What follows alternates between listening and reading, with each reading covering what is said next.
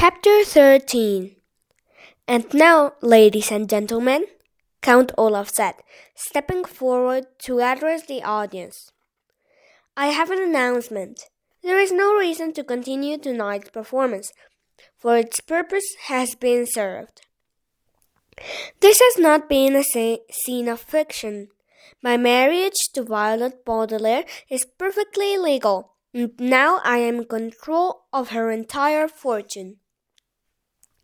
There were gasps from the audience, and some of the actors looked at one another in shock.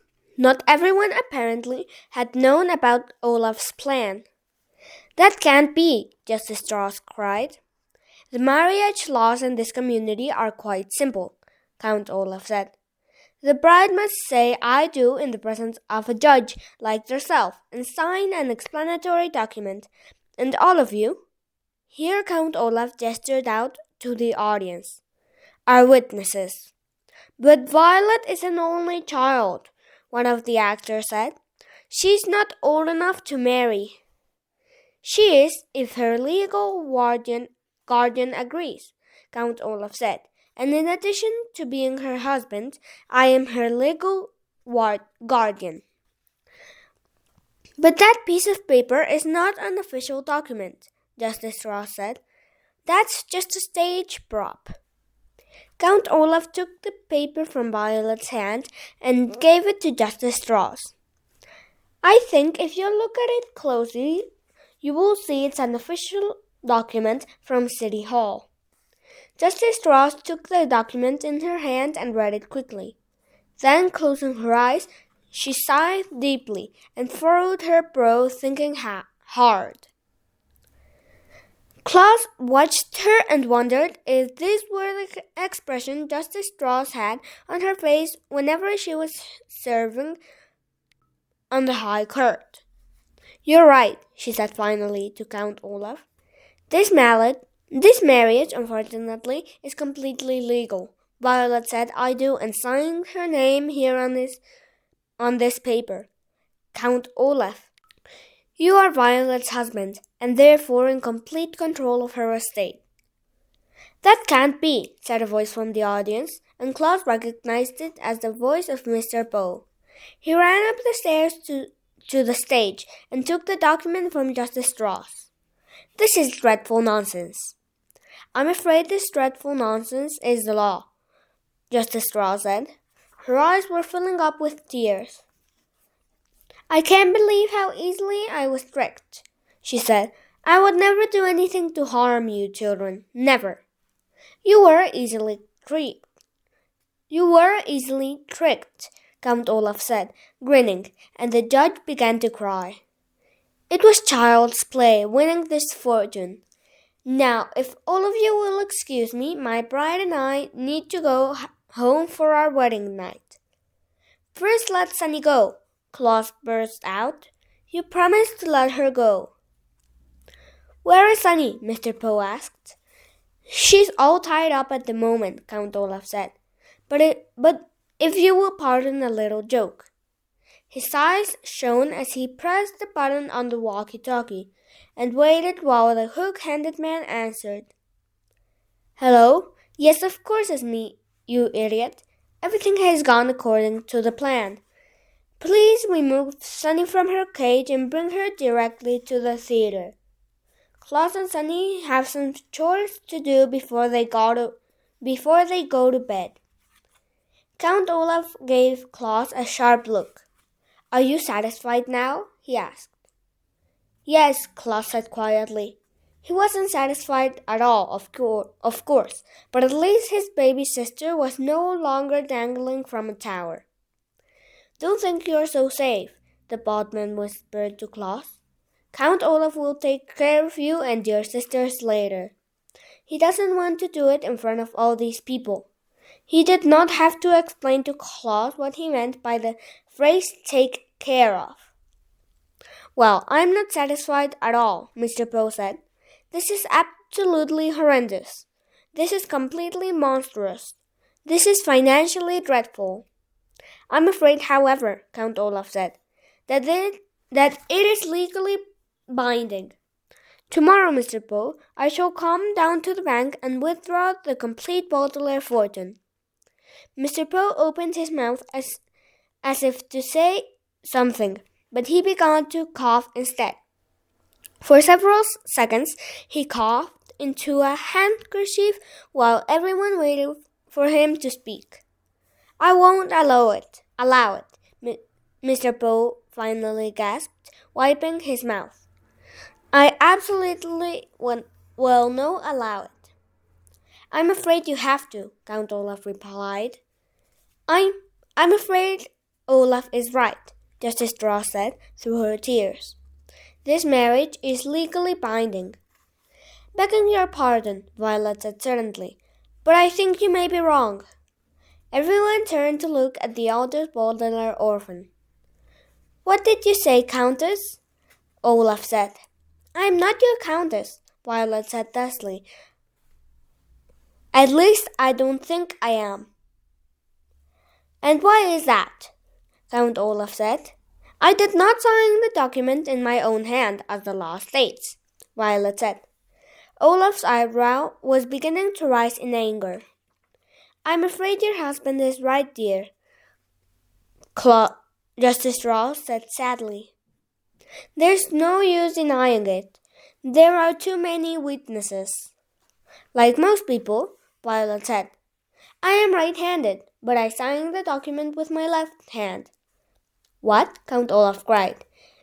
He snatched the paper from Justice Strauss and looked down at it. His eyes were shining very bright. "You're a liar," he hissed at Violet. "No, she's not," Claus said excitedly. "I remember, because I watched her left hand trembling as she signed her name." "It is impossible to prove," Count Olaf said. "If you like, I shall be happy to sign my name again on a separate sheet of paper, with my right hand and then with my left. Then we can see which signature on the one on the document most resembles." "A small detail, like which hand you use to sign," Count Olaf said, "doesn't matter in the least."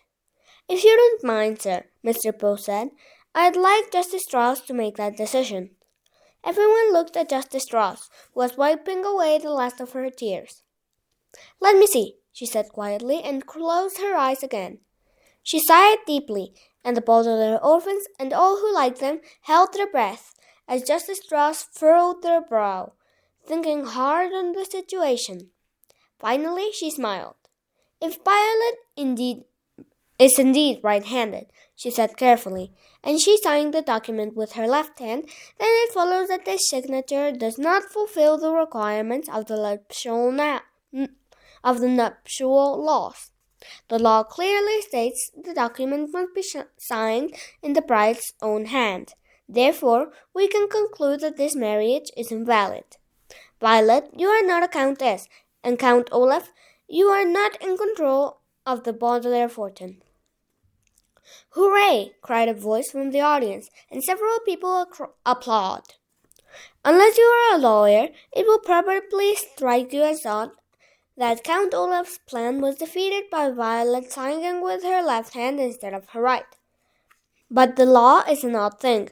For instance, one country in Europe has a law that requires all its bakers to sell bread at the exact same price. A certain island has a law that forbids anyone from removing its fruit. And a town not too far from where you live has a law that bars me from coming within 5 miles of its borders. Had Violet signed the marriage contract with her right hand, the law would have made her a miserable contessa. But because she signed it with her left, she remains, to her relief, a miserable orphan." Was that good news to Violet and her siblings? Of course. Was bad news to Count Olaf? Nevertheless, he gave everyone a grim smile. "In that case," he said to Violet, pushing a button on the walkie-talkie, "you will either marry me again, and correctly this time, or I will—" "Neepo!" Sunny's unmistakable voice ran out over Count Olaf's as she tottered on stage toward her siblings. The hook-handed man followed behind her, his walkie-talkie buzzing and crackling. Count Olaf was too late. "Sunny, you're safe!" Klaus cried, and embraced her. Violet rushed over, and the two other older Baudelaires fussed over the youngest one. "Somebody bring her something to eat," Violet said. "She must be very hungry after hanging in a tower window all that time." "Cake!" Sunny shrieked. "Ah!" Count Olaf roared. He began to pace back and forth like an animal in a cage, pausing only to point a finger at Violet. "You may not be my wife," he said, "but you are still my daughter, and—" "Do you honestly think," Mr. Poe said in an exasperated voice, "that I will allow you to continue to care for these 3 children after the treachery I have seen here tonight?" "These orphans are mine," Count Olaf insisted, "and with me they shall stay. There is nothing illegal about trying to marry someone." "But there is something illegal about dangling an infant out of a tower window," Justice Strauss said indignantly. "You, Count Olaf, will go to jail, and the 3 children will live with me." "Arrest him," said a voice from the audience, and other people took up the cry. "Send him to jail. He's an evil man. And give us our money back. It was a lousy play." Mr. Poe took Count Olaf's arm, and after a brief eruption of coughs, announced in a harsh voice, I hereby arrest you in the name of the law." "Oh, Justice Strauss," Violet said, "did you really mean what you said? Can we leave with you?" "Of course I meant it," Justice Strauss said. "I am very fond of you children, and I feel responsible for your welfare." "Can we use your library every day?" Klaus asked. "Can we work in the garden?" Violet asked. "Kate!" Sunny shrieked again, and everyone laughed. At this point in the story, I feel obliged to interrupt and give you one last warning. As I said at the very beginning, the book you are holding in your hands does not have a happy ending. It may appear now that Count Olaf will go to jail, and the 3 Baudelaire youngsters will live happily ever after with Justice Strauss, but it is not so. If you like, you may shut this book this instant and not read the unhappy ending that is to follow. You may spend the rest of your life believing that the Baudelaires triumphed over Count Olaf and lived the rest of their lives in the house and library of Justice Strauss. But that is not how the story goes. For as everyone was laughing at Sunny's cry for cake, the important-looking man with all the warts on his face was sneaking toward the controls for the lighting of the carrier. Quick as a wink, the man flicked the main switch so that all the lights went off and everyone was standing in darkness. Instantly, pandemonium ensued as everyone ran this way and that, shouting at one another. Actors stripped over the members of the audience. Members of the audience stripped over theatrical props. Mr. Poe grabbed his wife, thinking it was Count Olaf. Klaus grabbed Sunny and held her up as high as he could so she wouldn't get hurt. But Violet knew at once what had happened and made her way carefully to where she remembered the lights had been. When the play was being performed, Violet had watched the light controls carefully, taking mental notes in case these devices came in handy for an invention. She was certain if she could find the switch, she could turn it back on. Her arms stretched in front of her as if she were blind. Violet made her way across the stage, stepping carefully around pieces of furniture and startled actors.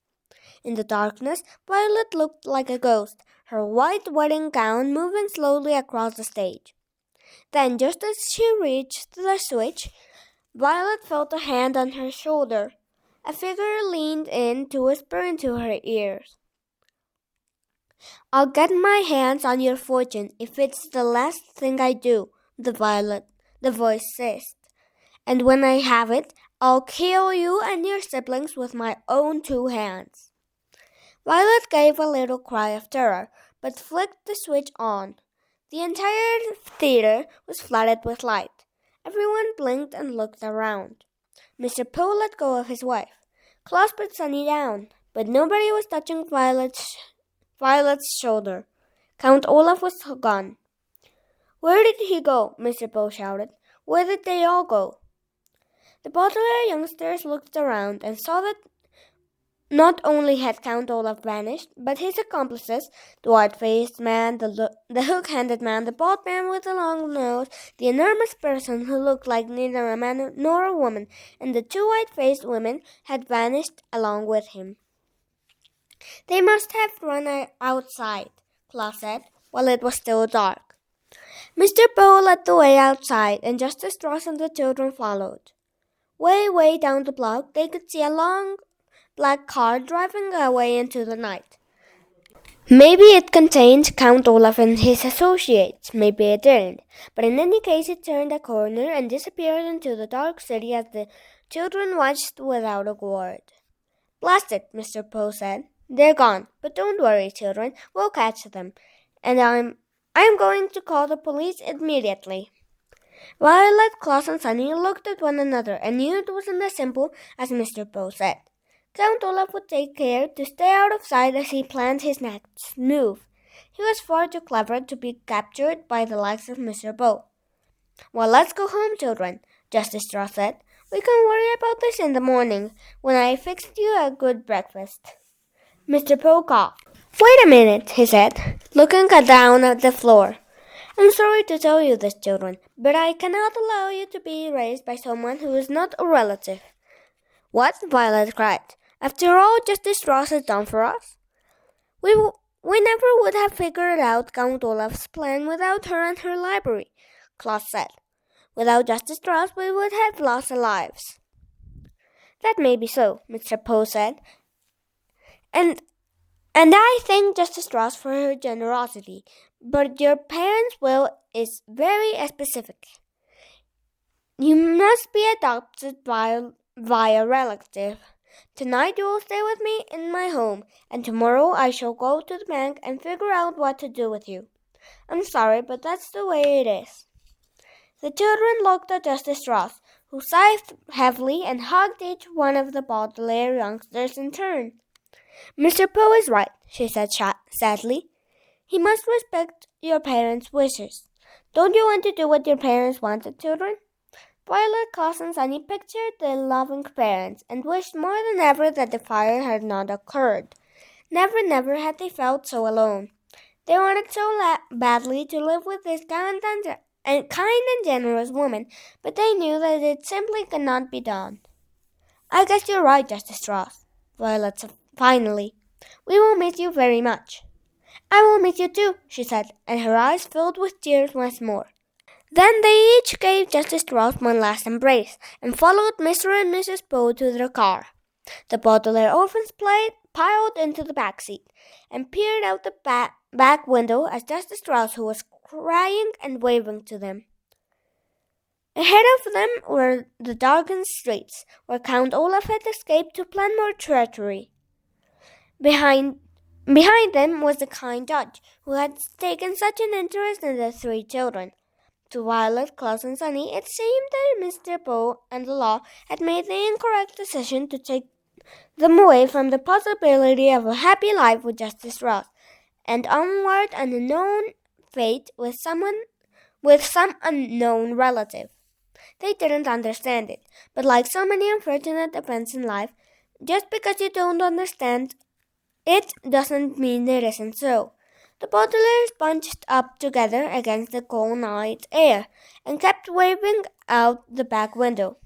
The car drove farther and farther away until Justice Strauss was merely a speck in the darkness, and it seemed to the children that they were moving in an aberrant direction.